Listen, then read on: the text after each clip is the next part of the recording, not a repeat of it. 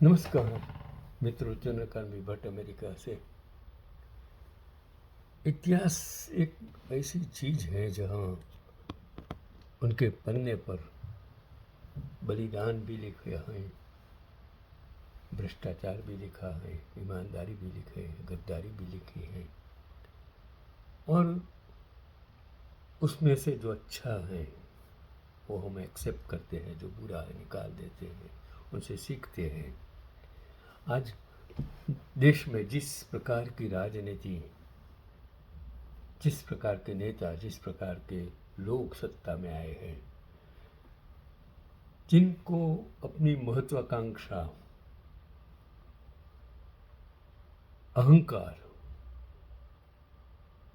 द्वेष, ईर्षा और शायद मैं उसे गद्दारी कह सकता हूँ देश के लिए, गरीबों के लिए, बेरोजगारों के लिए।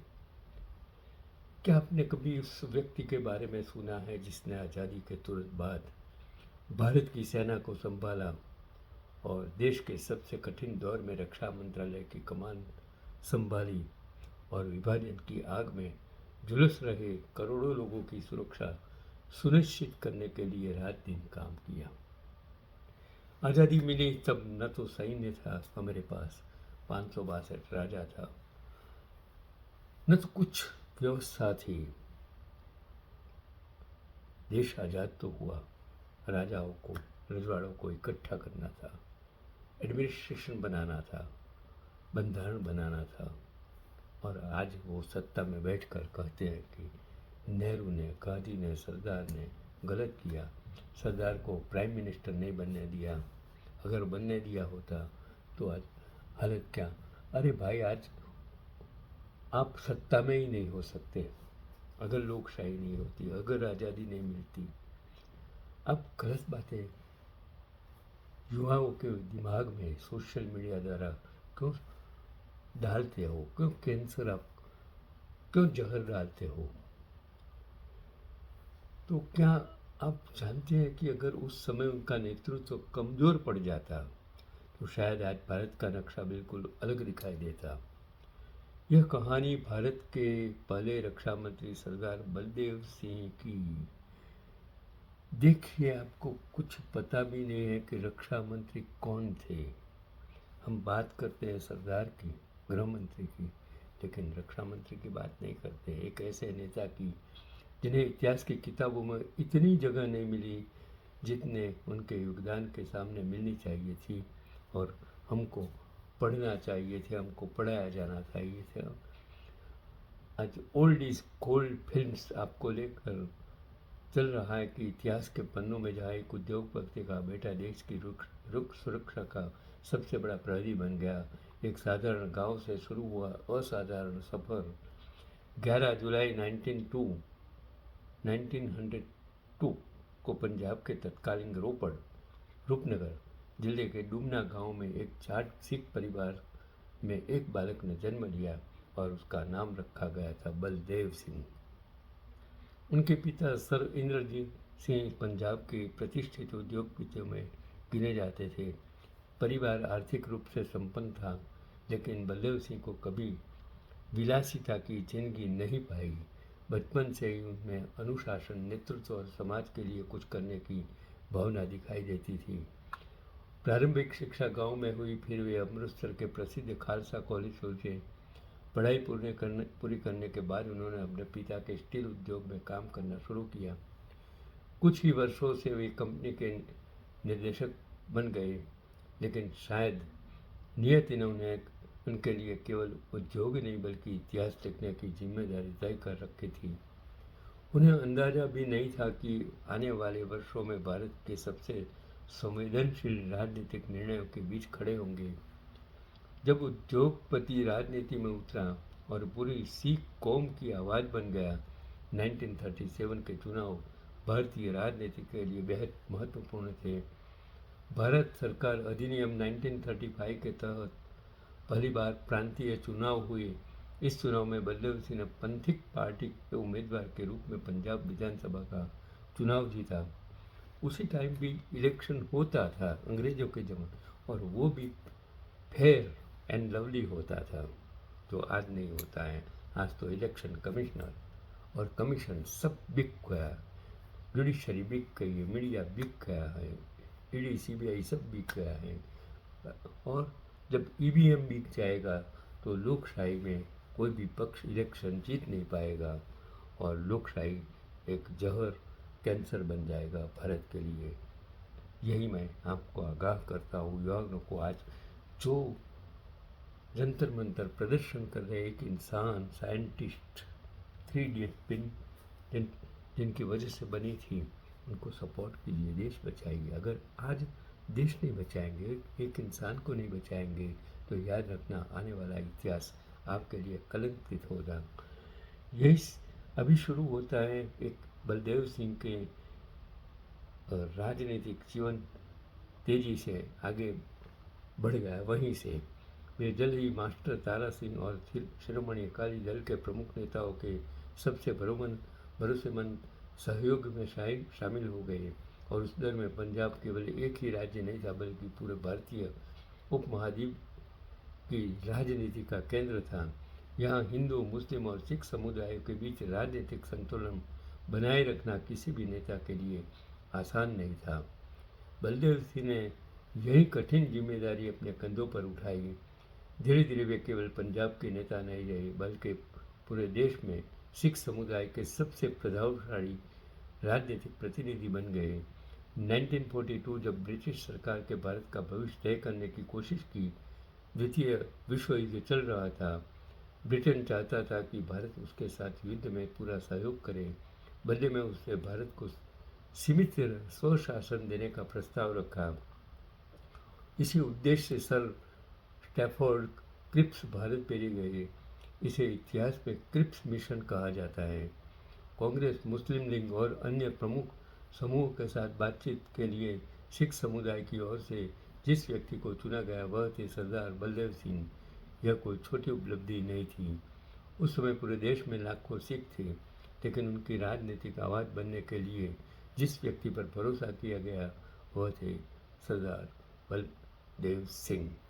बैठकों में उन्होंने स्पष्ट कहा कि भारत की स्वतंत्रता तभी सार्थक होगी जब सभी धार्मिक समुदायों की सुरक्षा सुनिश्चित की जाए। हालांकि क्रिप्स की मिशन असफल रहा, लेकिन इस मिशन ने बलदेव सिंह को राष्ट्रीय राजनीति के केंद्र में ला खड़ा कर दिया। अब दिल्ली की सत्ता उसे गंभीरता से सुनने लगी थी। क्या विभाजन रोका जा सकता था? बलदेव सिंह आखिर क्या चाहते थे? 1946 में जब कैबिनेट मिशन भारत पहुंचा, तब एक बार फिर बलदेव सिंह को सिख समुदाय का प्रतिनिधि बनाया गया। देश का भविष्य तय हो रहा था। एक और कांग्रेस थी, दूसरी ओर मुस्लिम लीग पाकिस्तान की मांग पर अड़ी हुई थी। इन दोनों के बीच सिख समुदाय सबसे कठिन स्थिति में था, क्योंकि पंजाब ही उसका सबसे बड़ा केंद्र था और बलदेव सिंह का स्पष्ट मत था कि भारत एकजुट रहना चाहिए। लेकिन यदि विभाजन अपरिहार्य हो जाए तो पंजाब की सीमाएं इस प्रकार तय की जाए कि सिख समुदाय पूरी तरह पाकिस्तान के अधीन न चला जाए। यह केवल राजनीतिक बयान नहीं था। वे जानते थे कि गलत सीमा निर्धारित लाखों सिखों की जान ले सकता है और दुर्भाग्य से उसकी यह आशंका कुछ ही महीनों बाद सच साबित हुई। 1947 जब इतिहास का सबसे दर्दनाक अध्याय शुरू हुआ, भारत आज़ाद हुआ, लेकिन आज़ादी अपने साथ ऐसी त्रासदी लेकर आई जिसकी कल्पना भी किसी ने नहीं की थी। देश का विभाजन हुआ, पंजाब और बंगाल जल उठे, लाखों लोग अपने घर छोड़ने पर मजबूर हुए, हजारों गांव उजड़ गए, रेलगाड़ियां लाशों में भर कर आने लगी, हर तरफ भय, हिंसा और अनिश्चितता थी। इसी भयावह समय में एक ऐसा निर्णय लिया गया जिसने भारतीय इतिहास की दिशा बदल दी। 15 अगस्त 1947 को जवाहरलाल नेहरू ने सरदार बलदेव सिंह को स्वतंत्र भारत का पहला रक्षा मंत्री नियुक्त कर दिया। यही से उनकी सबसे कठिन परीक्षा शुरू हुई। देश स्वतंत्र तो हो गया, लेकिन सेना अभी भी पूरी तरह व्यवस्थित नहीं थी, अव्यवस्थित थी और ब्रिटिश अधिकारी जा रहे थे। भारतीय और पाकिस्तानी सेनाओं का बंटवारा चल रहा था, हथियारों का बंटवारा हो रहा था, सीमाएं तय हो रही थी और दूसरी ओर लाखों शरणार्थियों की सुरक्षा का प्रश्न सामने था। ऐसे समय में रक्षा मंत्रालय संभावना शायद किसी भी व्यक्ति के जीवन की सबसे कठिन जिम्मेदारी थी। जब देश आज़ाद हुआ, लेकिन चारों ओर सिर्फ खून, चीखें और बिखरे हुए परिवार थे। 15 अगस्त 1947 दिल्ली में तिरंगा लहराया जा चुका था। लाल किले से आज़ादी का ऐलान हो चुका था, लेकिन उसी समय पंजाब और बंगाल की धरती पर इंसानियत रो रही थी। भारत और पाकिस्तान के बीच खींची गई एक लकीर ने करोड़ों लोगों की जिंदगी हमेशा के लिए बदल दी। लाखों हिंदू और सिख पाकिस्तान से भारत की ओर निकल पड़े, जबकि लाखों मुसलमान भारत से पाकिस्तान जाने लगे। यह केवल पलायन नहीं था, बल्कि इतिहास का सबसे बड़ा मानवीय विस्थापन था। रेलें लाशों से भरकर पहुंच रही थी, काफिलों पर हमले हो रहे थे, गांव के गांव खाली हो रहे थे, बच्चे अपने माँ बाप माता पिता से बिछड़ रहे थे, महिलाएं इस असुरक्षा के भय में थी। और उसी समय और इसी तरह भारत के पहले रक्षा मंत्री के रूप में सरदार वल्लभ सिंह ने सामने एक संकट खड़ा था, जिसका कोई तैयार समाधान दुनिया के किसी सैन्य विद्यालय में नहीं पढ़ाया जाता। उन्हें केवल सीमा की रक्षा नहीं करनी थी, बल्कि टूटे हुए राष्ट्र का मनोबल भी संभालना था। जब सेना भी बांट रही थी, तब आखिर भारत की रक्षा कौन कर रहा था? स्वतंत्रता के समय सबसे बड़ी समस्या केवल दंगे नहीं थे। भारतीय सेना भी दो हिस्सों में बांटी जा रही थी। ब्रिटिश अधिकारी वापस जा रहे थे, कई मुस्लिम अधिकारी पाकिस्तान की सेना में शामिल हो रहे थे। हथियार, गोला बारूद, सैन्य अड्डे, वाहन, संचार व्यवस्था, सबका बंटवारा चल रहा था। एक तरफ देश को सुरक्षित रखना था, दूसरी तरफ नई सेना तैयार करनी थी। ऐसा परिस्थिति में सरदार बल्लभ सिंह ने सेना के शीर्ष अधिकारियों के साथ मिलकर लगातार बैठकों का दौर शुरू किया। गृहमंत्री सरदार वल्लभ भाई पटेल के साथ उनका तालमेल असाधारण माना जाता है। दोनों जानते थे कि यदि कानून व्यवस्था टूट गई तो नवजात भारत की नींव ही हिल जाएगी। सेना को केवल युद्ध लड़ने के लिए नहीं, बल्कि राहत और बचाव कार्यों में भी लगाया गया। हजारों सैनिकों ने शरणार्थी काफिलों की सुरक्षा की, विशेष ट्रेनें सुरक्षित पहुंचाई गई, राहत शिविर बनाए गए, भोजन, दवाई और अस्थायी आश्रय उपलब्ध कराए गए। आज इन अभियानों का जिक्र बहुत कम होता है, लेकिन उस समय यही प्रयास लाखों लोगों के जीवन और मृत्यु के बीच का अंतर बने। क्या होता अगर कश्मीर उस समय भारत के हाथ से निकल जाता? देश अभी विभाजन के गांवों से उबर भी नहीं पाया था कि अक्टूबर 1947 में एक नई चुनौती सामने आई। पाकिस्तान समर्थित कबायली दस्ते जम्मू कश्मीर में घुस आए।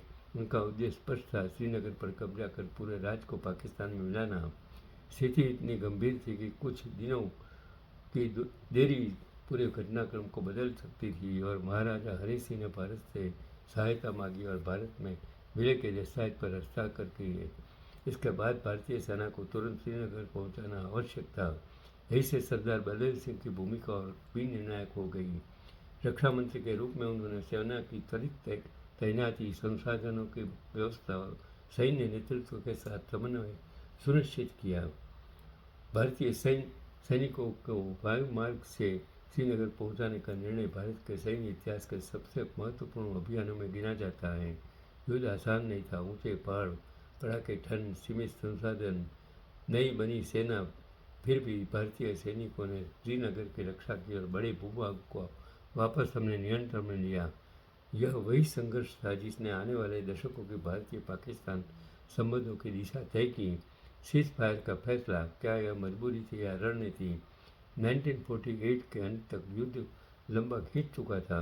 सेना लगातार लड़ रही थी, लेकिन युद्ध जितना मैदान में लड़ा जाता है, उतना ही रसद, संसाधनों और अंतर्राष्ट्रीय परिस्थितियों से भी प्रभावित होता है।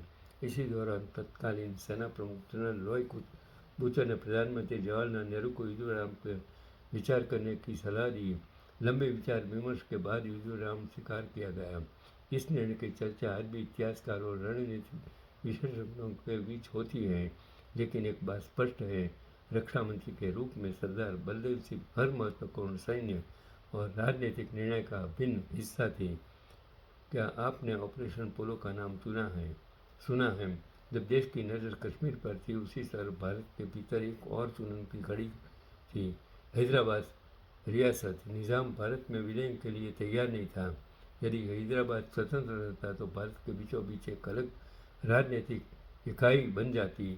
यह राष्ट्रीय एकता के लिए गंभीर खतरा था और सरदार वल्लभ भाई पटेल के नेतृत्व में जो सैन्य अभियान तैयार किया गया उसे इतिहास ऑपरेशन पोलो के नाम से जानते हैं। रक्षा मंत्री होने के कारण उसकी सैन्य तैयारियों में सरदार वल्लभ सिंह की महत्वपूर्ण भूमिका रही। सितंबर 1948 में भारतीय सेना ने अभियान शुरू किया। कुछ ही दिनों में हैदराबाद का भारत में विलय हो गया। यदि यह अभियान असफल होता तो आज भारत का राजनीतिक और भौगोलिक नक्शा शायद अलग दिखाई देता। एक ऐसा रक्षा मंत्री जिसने केवल युद्ध नहीं राष्ट्र निर्माण भी किया। अक्सर रक्षा मंत्री का नाम सुनते ही लोगों के मन में केवल हथियार, सेना और युद्ध की तस्वीर उभरती है, लेकिन सरदार बलदेव सिंह का कार्य इससे कई व्यापक था।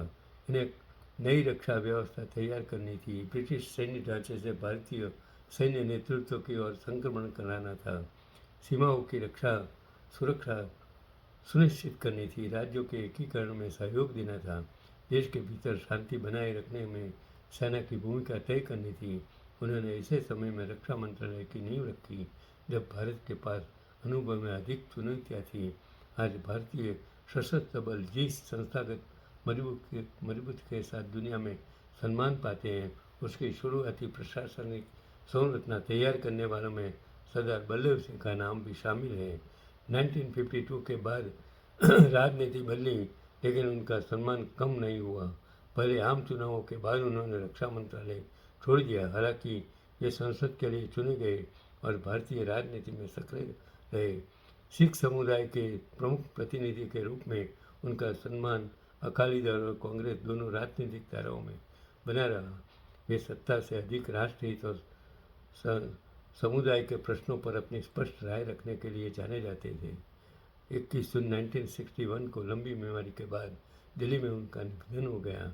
उन्हें पूर्ण सैन्य सम्मान के साथ अंतिम विदाई दी गई। यह सम्मान केवल एक रक्षा मंत्री को नहीं, बल्कि उस व्यक्ति को दिया गया जिसने स्वतंत्र भारत की रक्षा व्यवस्था की पहली ईंट रखी थी। इतिहास ने उन्हें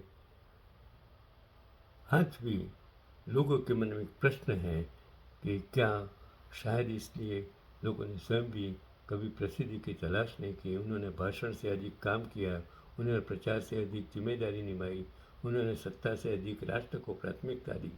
ऐसे व्यक्ति का अक्सर इतिहास की सुर्खियों से दूर रह जाते हैं, लेकिन उनके निर्णय आने वाली पीढ़ियों पर का भविष्य तय करता है। आज जब हम भारतीय सेना पर गर्व करते हैं, तब एक नाम याद रखना भी हमारा कर्तव्य है। अब भारत की रक्षा व्यवस्था की कहानी केवल युद्धों की कहानी नहीं है, यह उन लोगों की कहानी भी है जिन्होंने संकट के समय राष्ट्र को संभाला, और सरदार बलदेव सिंह उन्हीं व्यक्तियों में से एक था। विभाजन की आग को, कश्मीर का पहला युद्ध हो, हैदराबाद का एकीकरण हो या नई भारतीय सेना की नींव रखना, हर मोड़ पर उनका योगदान निर्णायक रहा। आज हम उसको जो ओल्ड इज गोल्ड फिल्म्स ऐसे ही अनसुने कहानियों को अपने सामने रखता है। जो मैंने पढ़ा, मैं उसको नमस्कार करता हूँ, उसको सलाम करता हूँ, उसको प्रणाम करता हूँ। आप ऐसे देशभक्तों के लिए सिर्फ ये वीडियो आगे भेज सकते हैं, मेरे लिए नहीं, आपके लिए, देश के लिए, युवाओं के लिए, जागृति के लिए, सोचने के लिए कि आज़ादी ऐसे नहीं मिली है। और आज़ादी के बाद जो आपको आज सत्ता में बैठकर जो गालियाँ दे रहे हो, उसको युवाओं को सोचने की ज़रूरत है कि गाली मत दो, उनको सलाम करो, उसको प्रणाम करो, उसका सम्मान करो। यही आज का पैगाम।